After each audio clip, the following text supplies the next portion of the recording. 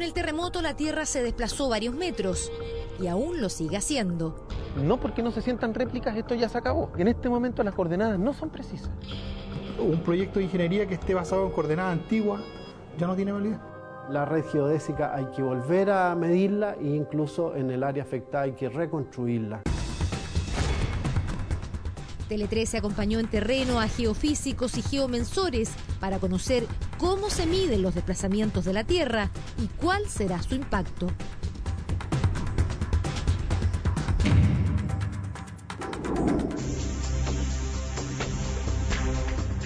El Instituto Geográfico Militar es el encargado de hacer la cartografía de nuestro país. Para definir las coordenadas se basan en más de 600 puntos geodésicos y 30 estaciones GPS, que tras el terremoto y gracias a la colaboración internacional aumentaron a 80. Estas estaciones cuentan con un sistema de posicionamiento global de última generación que, a diferencia de los navegadores convencionales, no capturan una, sino dos de las frecuencias que envían los satélites. Esto permite establecer una posición con precisión milimétrica. Con esos receptores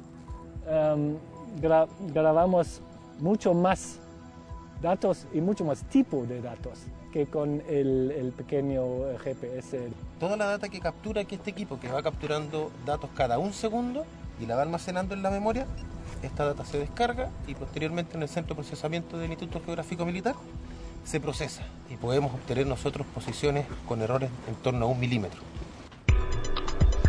Las estaciones registran de manera continua y durante 24 horas la distancia exacta de ese punto con respecto al satélite. Tienen además una antena que se afirma sobre un trípode que debe quedar enterrado, ojalá sobre roca dura. Esas estaciones no son en tiempo real, no son en línea, entonces necesitamos bajar los datos de estas estaciones y después vamos a procesar, a analizar.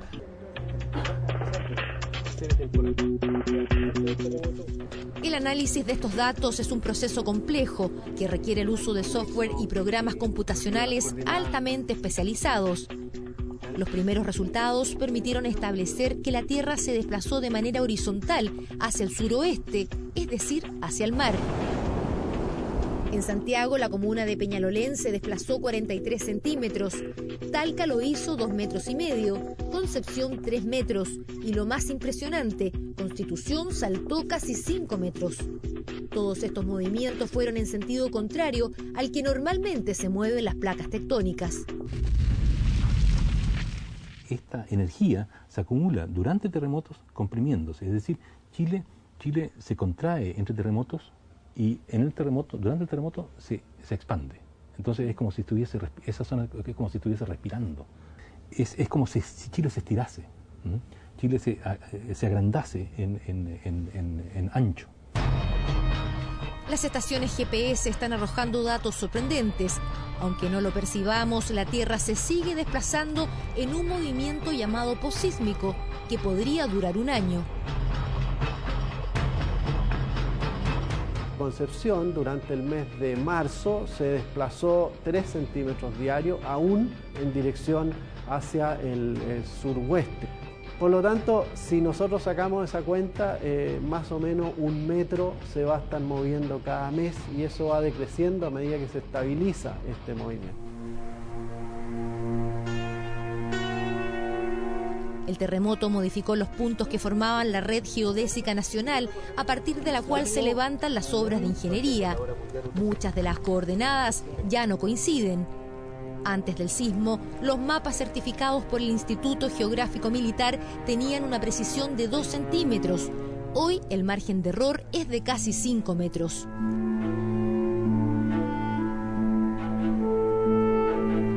Todos los trabajos de tipo topográfico que requieren algún grado de precisión en torno al centímetro, están todos desvirtuados. O sea, en este momento hay que remedir todo eso. La red geodésica hay que volver a medirla e incluso en el área afectada hay que reconstruirla completamente.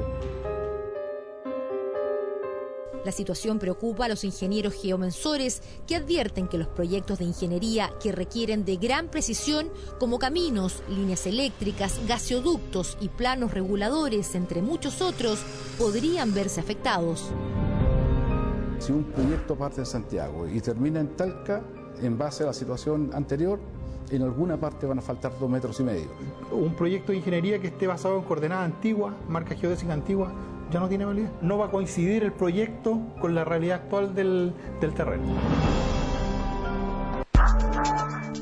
A la hora de construir también deben ser tomados en cuenta los cambios ocasionados por el tsunami, gracias a una técnica denominada interferometría que compara imágenes satelitales del mismo lugar. Antes y después se está calculando cuánto se levantó o se hundió la costa. Son solamente bandas, ¿no?, de diferentes colores que aparecen. Entonces hay que calibrar uno de esos colores para darse cuenta de que ese color corresponde a un alzamiento o un hundimiento de tantos centímetros. Eso es lo que hay que hacer con el GPS o bien con estas mediciones en la costa. Los científicos también se valen de la simple observación en terreno. Una alga marina que vive en las rocas y que es de color oscuro está permitiendo medir con una wincha cuánto se elevó la superficie. Al morir esta alga, al levantarse el terreno, esta alga queda menos expuesta con la cantidad de agua que necesita para vivir. De manera que estas algas se mueren y se torna blanca. Entonces basta con ver alguno de estos lugares y medir el ancho de esta franja para darse cuenta que hubo un levantamiento de ese orden, digamos. Pese a todos los datos que se están recogiendo y analizando, los efectos del terremoto aún no se terminan de dimensionar y podríamos encontrarnos con sorpresas. El terremoto afectó toda la infraestructura crítica del país y hoy día hay un montón de lugares que probablemente fueron afectados y que el invierno los va a poner a prueba. Y puede ocurrir de que una represa haya quedado resquebrajada y se pueda quebrar por culpa de una lluvia o un puente haya quedado dañado y eso se va a probar ahora en el invierno.